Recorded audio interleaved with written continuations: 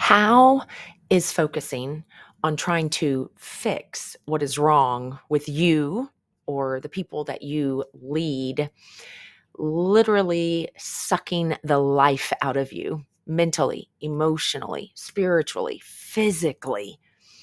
Well, in this series, I want us to look at the value of focusing on what is right versus what is wrong. This is a Pick Your Path series on that very topic. You see, I spent the last 2 days in a leadership retreat where we spent time engaging in the Clifton's Strengths Finder. I originally got the book, Now Discover Your Strengths, many years ago, almost 2 decades ago. That's kind of crazy.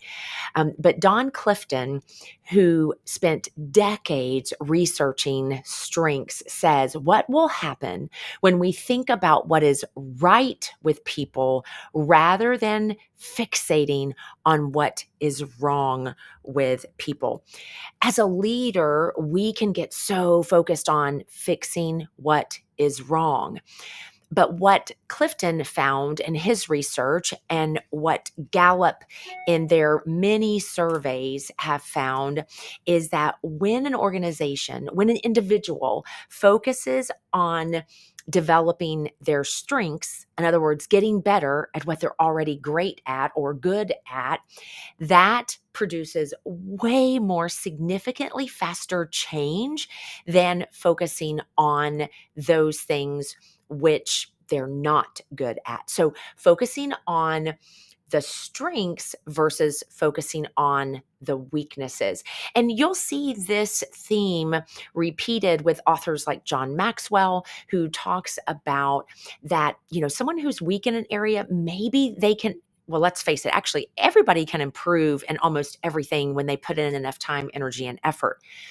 But something that we're weak at, we could spend a ton of time, energy, and effort and maybe increase in our ability a couple of steps on a scale. Whereas if we're already strong there, we have innate ability.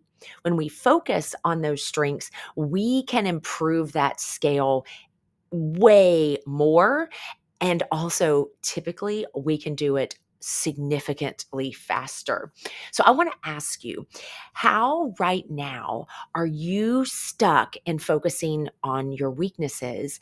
And instead, you could shift that energy into focusing on your strengths. And let's be clear, I am not suggesting that we use our weaknesses as excuses. More on that in the next video, but that we find ways to hone in on and grow the strengths that we do have. I'll give you a quick story before I wrap this up. Fred and I went through this as business owners. In our photography business, Fred Shots Photography, Fred is incredibly skilled and talented behind the camera, the settings, the lighting, the composition, working with the people.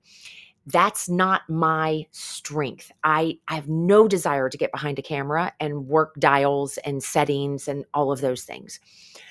So we have found when we can have him operate in his strengths and I operate in my strengths, we were able to grow the business significantly more effectively. Because you see, my strength is on the administrative side, on the connecting with people, on the scheduling, on the invoicing, the follow up, the engaging in communication with clients.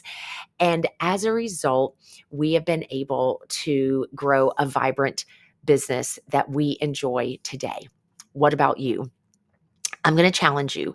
Really think about where you are so stuck in trying to fix what is wrong that you could list that out and then next to it, write out where are you strong and what could you do to increase your ability and your effectiveness there.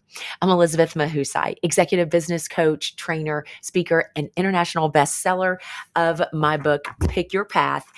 And I hope you have an amazing day.